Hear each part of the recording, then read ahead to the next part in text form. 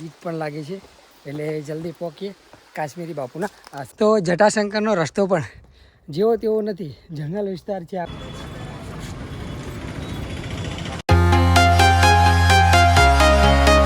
તો આપણો હવાનો સફર હતો કાશ્મીરી બાપુ. આપણે અત્યારે જુનાગઢ ડુંગરના 10,000 પગથિયા ચડીને નીચે તો આવી ગયા છીએ અને વાગી ગયો છે 1, પણ હવે આપણે નીકળી ગયા છીએ કાશ્મીરી બાપુ. તમે જો એક વાતાવરણ છે ને એક નંબર, કોઈ જ આ સુમસાન જગ્યા છે, કંઈ જ નહીં, બધું ભાવાળ. અને આપણે નીકળી ગયા છીએ, જવાનું છે અહીંયાથી 2 કિલોમીટર જો કાશ્મીરી બાપુનો આશ્રમ છે. તો બસ ચલો તાણે વિડીયોમાં બન્યા રહેજો એન્ડ તક, બહુ જ મજા આવશે.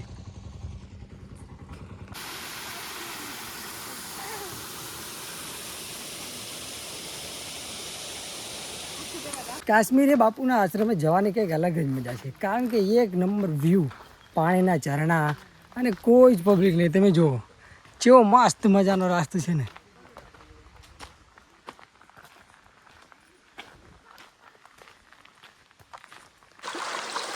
તો મિત્રો આપણે જુનાગઢથી ઉતરીને તરત આપણે આંકર આવતા રહ્યા હતા, એટલે પાણી પીવા ઊંચો રોકાણો હતો, પણ આ પાણીનો ઓર સાંભળ્યો ને તો તરત પાણી પીવાય છે. તમે જુઓ.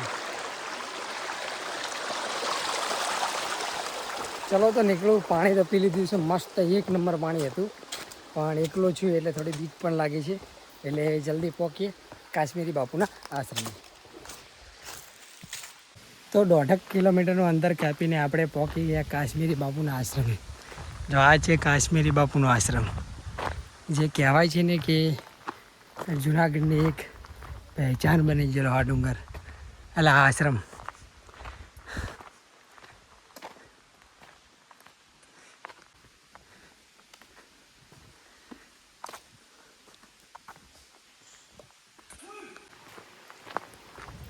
તો વાગી ગયા છે 2 અને ગાઈસ, અને આપણે કાશ્મીરી બાપુના ઓલે પ્રસાદ લઈ અને નીકળી ગયા છીએ.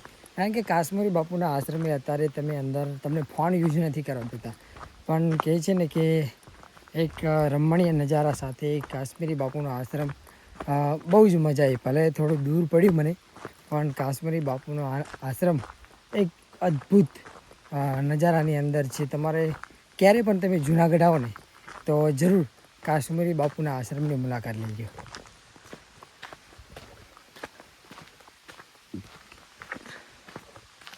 આશ્રમ કાશ્મીરી બાપુના આશ્રમથી તો વળીને આવી છું, અને આ ઝરણું કંઈક આગળથી આવે છે. વચ્ચે 2-3 વખત તો મને મળ્યું જ હતું આ ઝરણું એ આવે છે, પણ આનું પાણી એક નંબર છે, ગજબ છે. નાળિયેરને પણ સાઈડમાં મૂકી દે ને એટલું મીઠું પાણી છે, અને ઠંડુ પાણી, અને બહુ જ પીવાની મજા આવે. તમે ક્યારેક ગિરનાર આવો તો કાશ્મીરી બાપુના આશ્રમની મુલાકાત જરૂર લેજો, એટલે તમને પણ આવી જંગલનો અને આવા ઝરણાનો અનુભવ થશે અને બહુ જ મજા આવશે. તો ચલો તાણે હવે કન્ટિન્યુ આગળ જવાનું છે. ક્યાં જવાનું છે મને પણ યાદ નથી, તો ચલો તાણે પછી તમને કન્ટિન્યુ.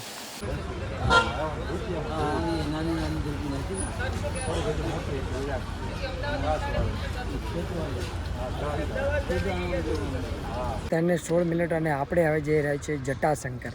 જટાશંકરનું મંદિર અહીંયાથી થોડુંક આઘું છે, એટલે આપણે નીકળી ગયા છીએ જટાશંકર જવા માટે. તો ચલો તાણે વિડીયોમાં બન્યા રહેજો, કારણ કે જટાશંકરમાં ઘણા બધા પાણીના ઝરણા, અને એ પણ મંદિર જંગલમાં જ છે. તો થોડો આરામ કરીને આપણે નીકળી ગયા છીએ મિત્રો જટાશંકર જવા. જટાશંકર આ ગિરનારની જ્યાં રોપ વે છે અહીંયાથી 1.50 કિલોમીટર થાય છે. તો જટાશંકરનો રસ્તો પણ જેવો તેવો નથી, જંગલ વિસ્તાર છે આખો એરિયા, અને કંઈક આમ મજા આવે એવું છે. તો આપણે નીકળી ગયા છીએ જવા જટાશંકર. જોઈએ છીએ સફરમાં કેવું રહે છે.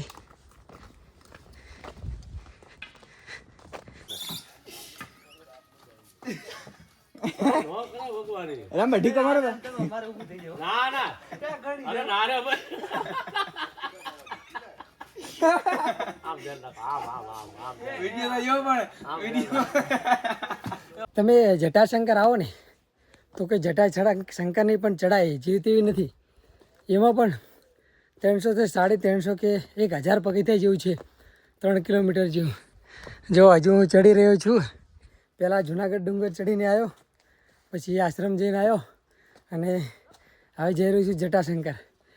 ખબર નથી આગળ કેટલું દૂર છે, પણ આજ તો આખો દિવસ પગથિયાં ચડ્યા છે. થાકી તો ગયો છું પણ હજુ કન્ટિન્યુ છે. તો મિત્રો આપણે જટાશંકર મહાદેવના દર્શન કરવા નથી જતા, કારણ કે જંગલ છે, ધમધોકાર, ઘોંઘાર અને એકલા બીક પણ લાગી છે અને અવાજ પણ અવારનવાર વાંદરાના આવે છે. એટલે એવું છું કે અહીંયાથી હવે પાછો જવું જે જટાશંકર. આવા જંગલમાં એકલા રિક્સ નથી લેવો. તો ચલો પાછા. આપણે જટાશંકર નથી ગયા, કારણ કે જટાશંકર જવું ને એ એક બહુ રિસ્કી કામ છે. નરાદ વાંદરા અને આ જંગલમાં હું એકલો ઊભો અને આ જટાશંકર જવું મારા માટે બહુ મને અઘરું પડ્યું. તો વિચાર્યું કે આપણે પાછા નીચે જતા રહીએ. જટાશંકર ક્યાંય નથી જોતો. હું હવે જઈ રહીશું પાછો. ક્યારેક આવશું તો જટાશંકર જી આવીશું. એ પરિક્રમાનો અદ્ભુત નજારો છે આ બધો. ગિરનારમાં જ તમને આવું જોવા મળે.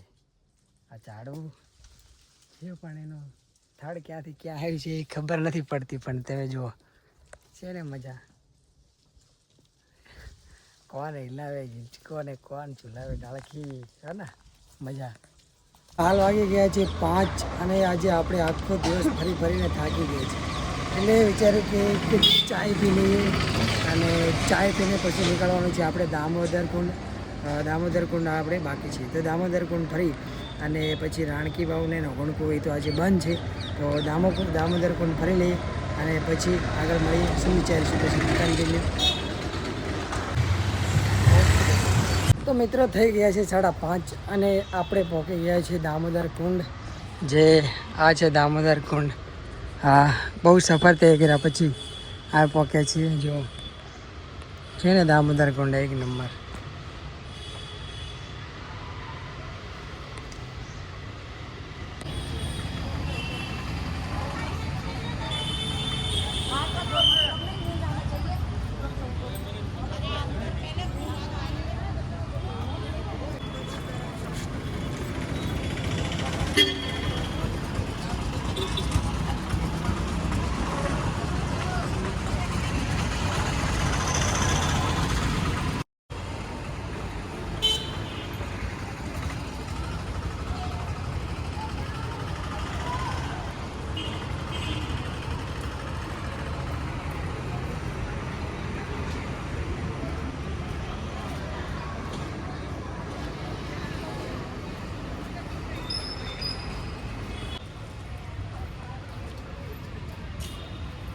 તો મિત્રો આજે આપણે ગિરનારમાં ફરેલી વસ્તુ, પહેલાં ગિરનાર પર્વત, પછી હનુમાનગઢી, પછી જટાશંકર અને કાશ્મીરી બાપુનો આશ્રમ અને દામોદર કુંડ, આ બધું આપણે આજે હાલીને ફર્યા છીએ.